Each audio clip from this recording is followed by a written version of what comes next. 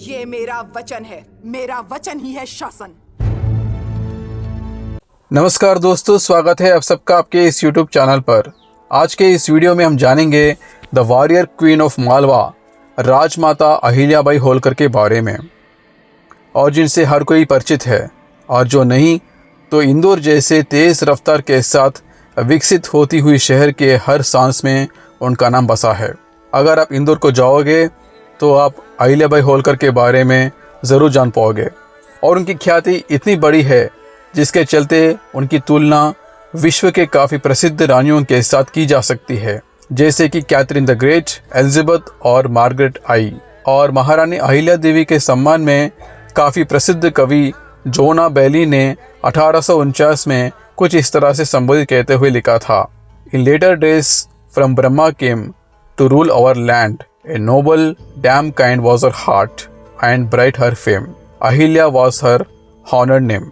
तो दोस्तों, अब हम जानेंगे उन सब शख्स के बारे में जो कि अहिल्या भाई के जीवन से संबंधित रखते हैं। तो चलिए अब हम आगे बढ़ते हैं द वॉरियर क्वीन अहिल्या देवी के इतिहास के साथ। अहिल्या देवी का जन्म 1725 में झामखेड़ के छोड़ी नाम के गांव में हुआ था, जो कि आज महाराष्ट्र के बीड जिले में शामिल है। और उनके पिता मंकोजीराव शिंदे गांव के पाटिल यानी कि मुखिया हुआ करते थे।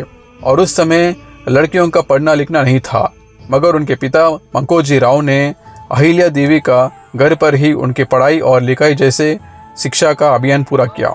अहिल्याबाई किसी राजघराने में तो पैदा नहीं हुई थी, और इस कहानी का सफ़र काफ़ी दिलचस्प है। तो दोस्तों, ये बात है साल 1800 शताब्दी का, जब मुग़ल शासक औरंगज़ेब के मृत्यु के बाद मुग़लों की शक्ति कम हो रही थी, और इसके चलते दोबारा मराठा की मुट्ठी बुलंद होती जा रही थी। मराठाओं के नरेश सतारा में रहते थे, और जो कि नाममात्र राजा थे, और वास्तव में सारी शक्ति प्रधानमंत्री यानी कि पेशवा बालाजी बाजीराव के हाथ में थी, जो कि पुणे से राज करते थे। और पेशवा की आज्ञा से मराठाओं के सरकार दक्षिण से लेकर उत्तर पर भी अपने अधिकार जमा रहे थे, और इसके चलते मालवा और राजस्थान के अनेक राज्यों को मराठा सेना ने जीत लिया था। और फिर इन राज्यों को हासिल करने के बाद पेशवा बाजीराव ने जीते हुए राज्यों को अपने कुछ सरदारों को इनके जागीरदार बना दिए थे।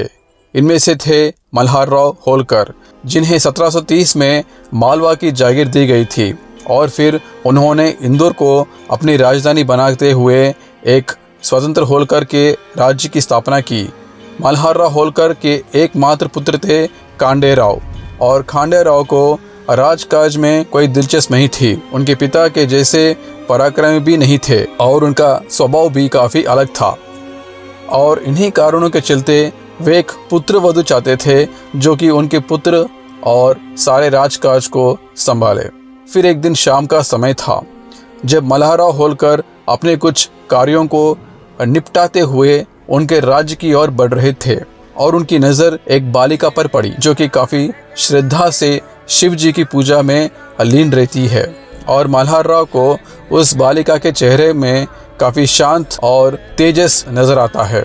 ये देख वे काफ़ी आश्चर्य हो जाते हैं, और वो बालिका और कोई नहीं बल्कि अहिल्याबाई होलकर रहती है। और फिर मल्हारराव अहिल्याबाई के पिता की ओर प्रस्थान करते हैं और उन्हें अपना परिचय देते हैं। और फिर माधवराव शिंदे अपने नर्म स्वभाव से ये कहते हैं, आपको परिचय देने की क्या आवश्यकता है राजा जी, आपको कौन नहीं जानता।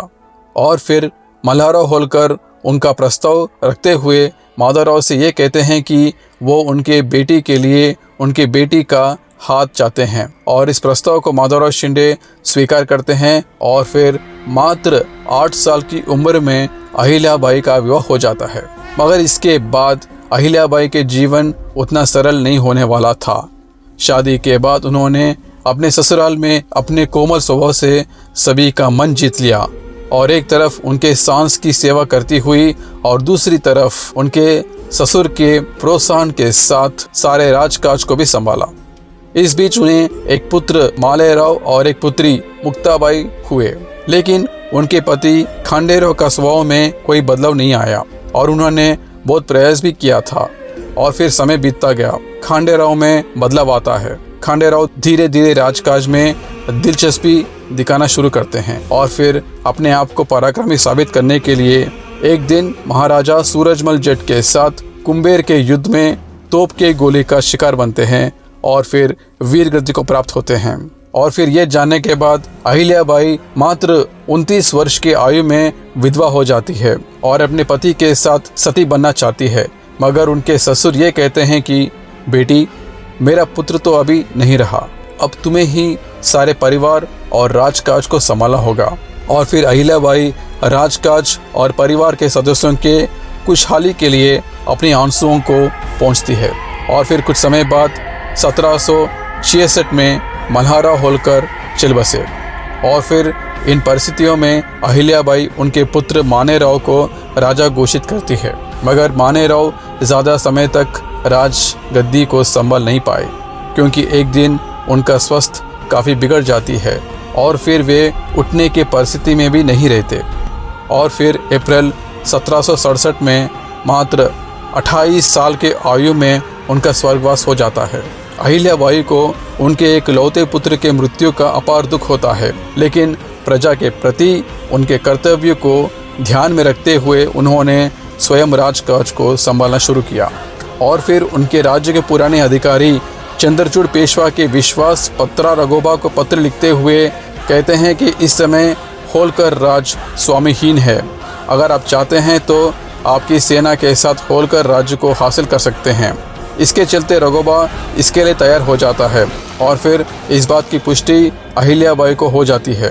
और फिर अहिल्याबाई उनके ससुर के दत्त लिया गया बेटा होलकर का सेनापति तुकोजीराव होलकर के सहायता से महिलाओं की एक विशेष सेना बनाती है और उन्हें सारे अस्त्र और शस्त्र भी सिखाती हैं और उन्हें युद्ध के लिए तैयार करती है। और फिर एक दिन रघोबा को पत्र लिखती है कि होलकर राज्य युद्ध के लिए तैयार है, तो राजा, अगर मैं युद्ध में पराजय होंगी तो मुझ पर हंसने वाला कोई नहीं होगा।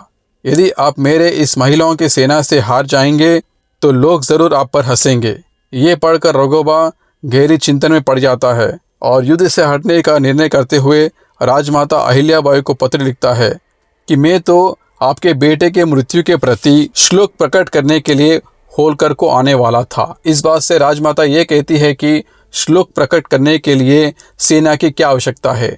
यदि राजा आप होलकर राज्य को केवल श्लोक प्रकट करने के लिए आना चाहते हैं तो होलकर राज्य आपका हार्दिक स्वागत करता है।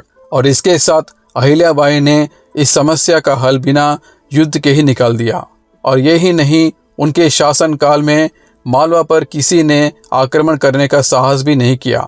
हालांकि उस समय में सभी का नज़र मध्य भारत मालवा पर था और यही उनकी सबसे बड़ी सफलता मानी जाती है।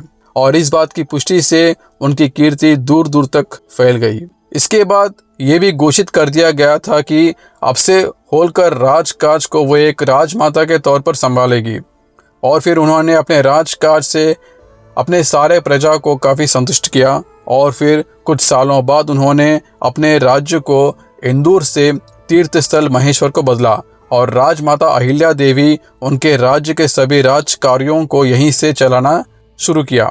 अहिल्याबाई उनके अपने प्रजा के कष्टों को एक माँ और परिवार के बड़े बुजुर्ग जैसे सुनती थी और उनके सारे कष्टों को दूर भी करती थी।